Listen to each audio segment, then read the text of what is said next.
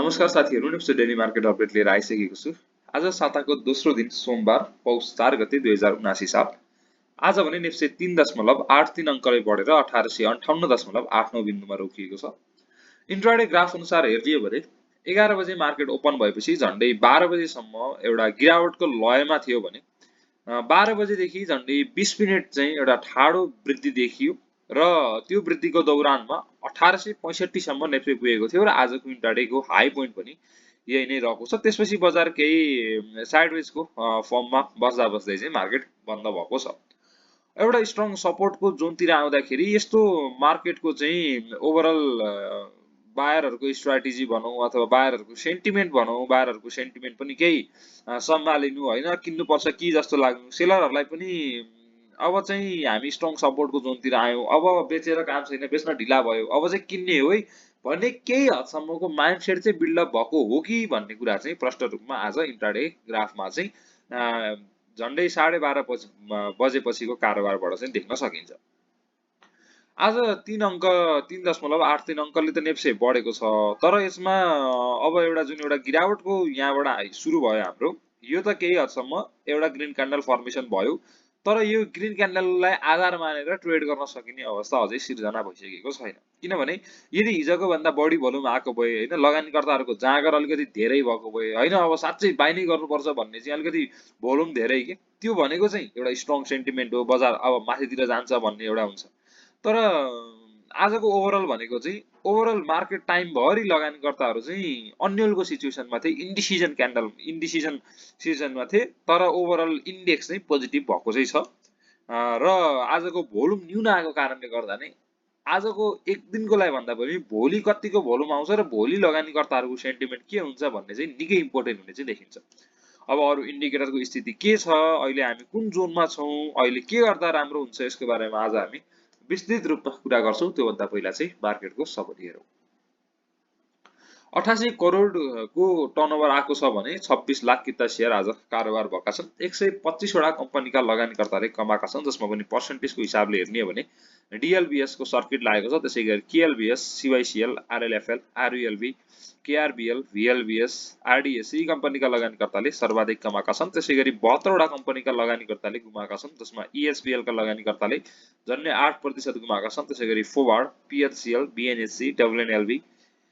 एमकेएलबी, यूएसएलबी यी कम्पनीका लगानीकर्ताले सर्वाधिक गुमाएका छन् र 14 वटा कम्पनी अनचेन्जमा रहेका छन्। एएसबीसी, बीएसडीसी, दुर्दी, ईबीएल, जीबीबीएल, केएलबीएसएल, एलआईसीएन, एनएफएस, एनयूबीएल, आरएचजीसीएल, एसबीएल, सिग्लेक्स, एसएलआई र एसआरबीएल।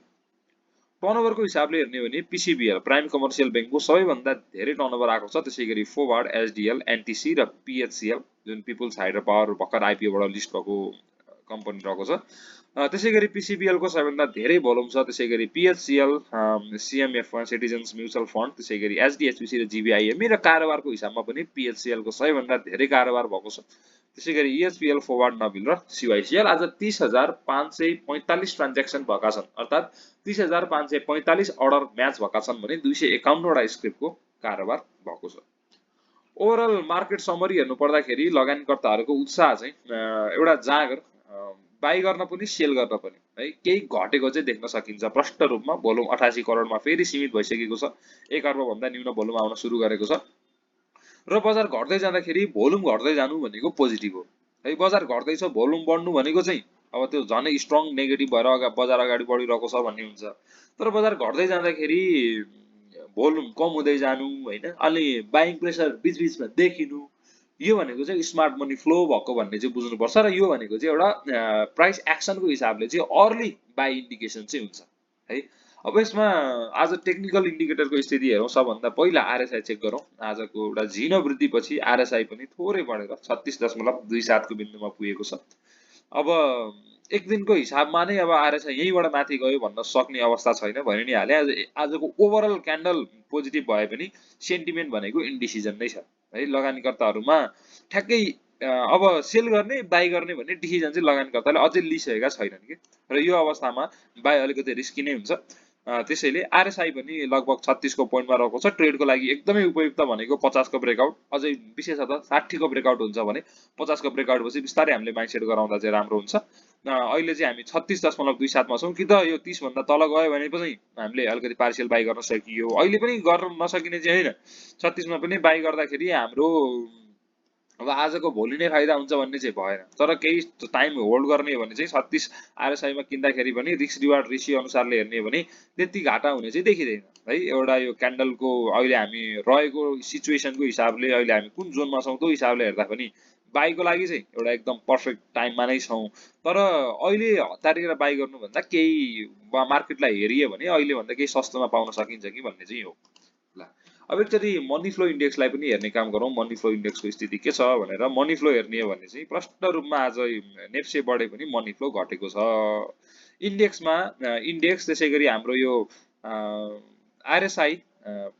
बढे पनि MFI घटेको छ यो भनेको चाहिँ मनी फ्लो छैन बजारमा स्मार्ट मनी फ्लो अझै भइसकेको छैन भनेपछि MFI ले चाहिँ तत्कालको लागि बाईलाई चाहिँ केही वाच नै गर्नुपर्ने चाहिँ देखाएको चाहिँ छ है त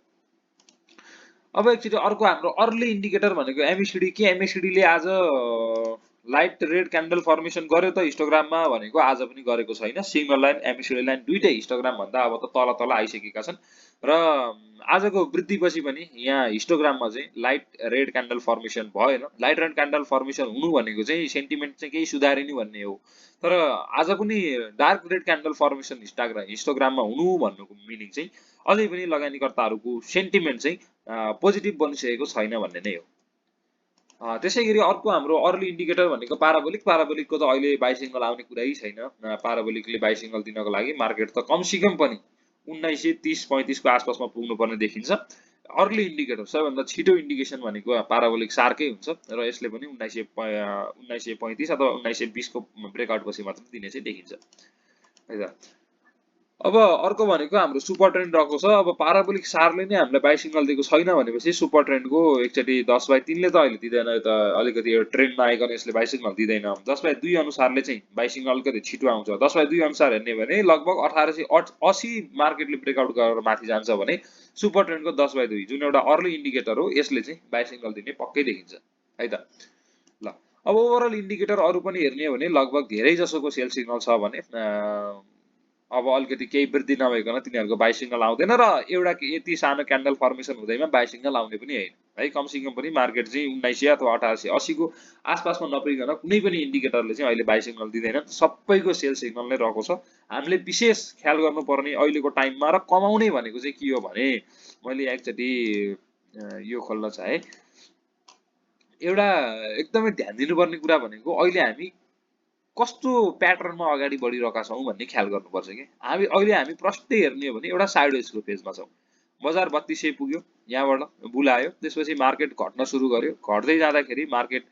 लगभग हाम्रो यो ठाउँमा आएर बजार केही सम्हालियो यही ठाउँलाई मार्केटले फेरि पनि रेस्पेक्ट